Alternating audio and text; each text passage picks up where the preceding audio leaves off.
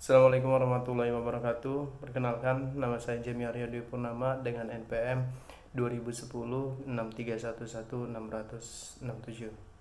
Pada video kali ini saya akan membahas tentang Komplek Engineering di mata kuliah Rekayasa Sistem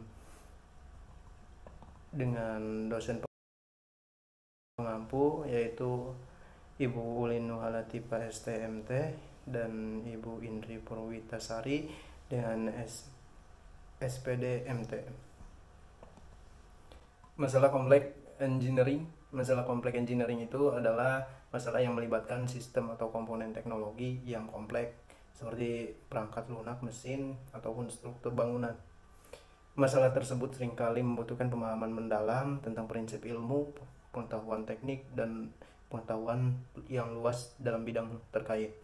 Dalam menyelesaikan masalah kompleks engineering dibutuhkan kemampuan analisis yang tinggi, pemecahan masalah, juga kemampuan untuk berpikir kreatif dan inovatif. Selain itu, kerjasama tim juga menjadi hal yang penting dalam mengatasi masalah ini. Ada 3 masalah yang saya akan bahas, yaitu pengawetan telur asin, yang kedua adalah pengelolaan limbah peternakan, dan yang ketiga adalah kebakaran. Kompleks engineering problem yang akan dibahas meliputi bagian yang pertama adalah detail permasalahannya, yang kedua adalah gambar desain dan kajian permasalahan, dan yang ketiga adalah possible solution, solusi yang terbaik dari berbagai bidang ilmu dan turunan masalah yang memungkinkan dari solusi permasalahan yang di possible solution. Pertama adalah permasalahan pada pengawetan telur asin. Telur asin adalah produk olahan telur yang diberi perlakuan pengasinan atau pengawetan dengan garam. Namun, meskipun telah mengalami pengawetan, telur asin masih dapat mengalami kerusakan dan kebusukan jika tidak disimpan dengan benar. Faktor permasalahan yang dapat terjadi pada pengawetan telur asin seperti kadar air yang tinggi, penyimpanan yang tidak tepat, kualitas bahan baku, penggunaan bahan pengawet yang tidak tepat. Berikut merupakan gambar desain dan kajian permasalahan. Dalam artikel Kompas yang berjudul "Apakah telur asin biasa busuk? Begini cara simpan yang baik".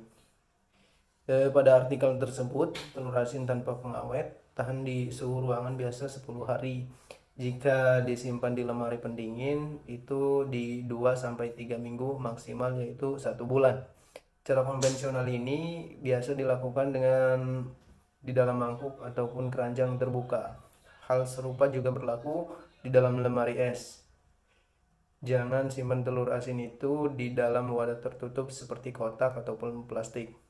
Lantas, apakah ada alternatif solusi yang lebih baik bagi pengawetan telur asin agar dapat tahan lama ketika dipasarkan, baik itu untuk produsen dan juga konsumen di dalam negeri maupun ekspor ke luar negeri?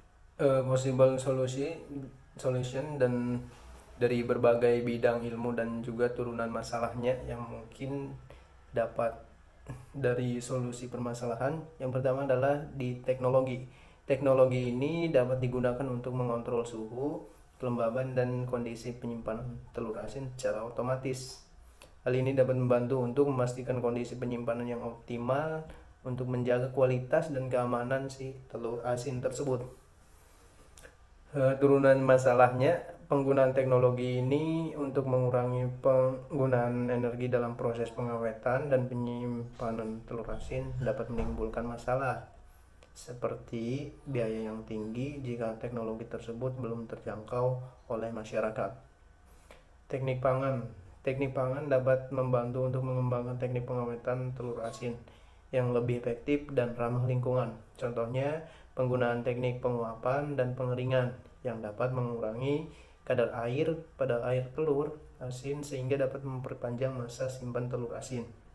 Turunan masalahnya apa? Turunan masalahnya itu penggunaan teknik pengeringan atau pengurangan kadar air ini dapat mengubah rasa dan tekstur telur yang tidak disukai oleh konsumen. Ada juga di bagian kimia. Kimia ini dapat membantu untuk memilih bahan pengawet yang lebih efektif dan juga aman. Contohnya penggunaan garam nitrit atau nitrat yang efektif untuk mengawetkan telur asin. Juga ada turunan masalah dari penggunaan bahan pengawet ini, yaitu jika bahan pengawetnya itu tidak aman dapat menimbulkan risiko kesehatan bagi konsumen. Juga yang keempat adalah teknologi energi. Teknologi energi dapat digunakan untuk mengurangi penggunaan energi dalam proses pengawetannya. Turunan masalahnya itu beberapa teknik pengawetan telur asin ini dapat menyebabkan pengurangan kandungan nutrisi pada telur asin. Hal ini dapat menyebabkan masalah bagi konsumen yang membutuhkan asupan gizi yang cukup untuk telur asin ini. Yang kedua adalah permasalahan pengelolaan limbah peternakan. Limbah peternakan, semua buangannya adalah semua buangan yang meliputi semua kotoran yang dihasilkan dari usaha peternakan yang bersifat padat, cair, gas, dan sisa pakan. Limbah peternakan ini merupakan salah satu faktor yang harus diperhatikan pada usaha peternakan. Selain faktor bibit ternak, pakan kandang, penyakit ternak, dan panen. Dikatakan demikian karena tidak jarang suatu peternakan diminta untuk menutup usahanya oleh warga masyarakat karena limbahnya dituding telah mencemari lingkungan. Total limbah yang dihasilkan peternakan tergantung dari spesies dan besar usaha, tipe usaha, dan lantai kandangnya. Kotoran sapi yang terdiri feses atau urin merupakan limbah ternak yang terbanyak dihasilkan. Yang kedua adalah gambar desain. Gambar desain ini dalam artikel yang diterbitkan pada tim indonesia.co.id pada Senin 3 Agustus 2020 berjudul "Karena limbah peternakan sapi, aliran sungai Desa Tulungrejo berubah warna". Berikut saya lampirkan juga link untuk mencari dan membuka artikel tersebut dan memberikan gambarnya. Kali ini, kajian di permasalahan ini, aliran sungai di Desa Tulungrejo, Kecamatan Bumiaji, Kota Batu, Kabupaten Provinsi Jawa Timur, mengalami perubahan warna menjadi hijau. Penyebabnya adalah pembuangan limbah peternakan sapi yang tidak diolah terlebih dahulu. Warga sekitar sungai telah mengadukan masalah ini kepada pemerintah karena khawatir limbah kotoran yang akan merusak lingkungan dan meningkatkan angka stunting di desa ini akibat sanitasi lingkungan yang tidak terjaga. Survei lapangan dilakukan untuk memetakan masalah dan mencari solusinya dengan melibatkan lintas sektoral dan juga menentukan solusi dan metode penanganan yang efektif. Bagian ketiga yaitu solusi dari permasalahan tersebut dan juga turunan dari masalah dari solusi tersebut. Yang pertama adalah bidang teknologi. Penggunaan teknologi modern seperti biogas dan pengolahan limbah secara terpadu dapat membantu mengurangi limbah peternakan dan menghasilkannya untuk energi alternatif. Turunan masalahnya, penggunaan teknologi modern seperti biogas dan pengolahan secara terpadu memerlukan biaya investasi yang cukup besar, sehingga peternak kecil yang memiliki keterbatasan finansial mungkin tidak dapat menerapkannya. Yang kedua adalah bidang pertanian. Bidang pertanian ini perluasan lahan hijau dan pengembangan tanaman pakan yang efisien dapat membantu mengurangi limbah peternakan. Turunan dari masalah ini, peningkatan sistem pertanian ramah lingkungan ini, pengembangannya dan efisien memerlukan ruang yang cukup sehingga peternak memiliki lahan yang terbatas mungkin kesulitan untuk menerapkannya. Yang ketiga adalah bidang pendidikan dan pelatihan pendidikan. Pelatihan pendidikan ini tentang pengelolaan limbah peternakan ramah lingkungan dapat membantu meningkatkan kesadaran baik pemahaman untuk peternak. Turunan masalahnya, kurangnya akses dan kesempatan untuk mendapatkan pendidikan dan pelatihan tentang pengelolaan peternakan yang ramah lingkungan dapat menghambat peternak untuk memahami pentingnya pengelolaan limbah peternakan yang baik. Ada juga bidang kesehatan, peningkatan kesehatan untuk hewan, pemantauan kondisi kesehatan hewan yang lebih ketat, mampu mengurangi resiko penyakit. Turunan masalahnya itu peningkatan kesehatan hewan dan pemantauan kondisi kesehatan hewan yang lebih ketat memerlukan biaya lagi untuk yang cukup besar. Bidang kebijakan ataupun hukum, penerapan peraturan dan kebijakan yang mempromosikan pengelolaan limbah peternakan yang ramah dapat membantu mendorong peternak. Turunan masalahnya yaitu penerapan peraturan dan kebijakan memerlukan waktu yang cukup lama, membutuhkan koordinasi juga untuk baik pemerintah, peternak maupun masyarakat.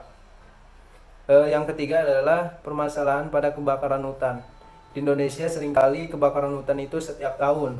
Faktor penyebabnya mungkin adalah kebakaran di Indonesia meliputi aktivitas manusianya itu sendiri dan faktor alam seperti cuaca dan juga iklim yang kering dan panas. Penanganan kebakaran hutan di Indonesia menjadi salah satu prioritas.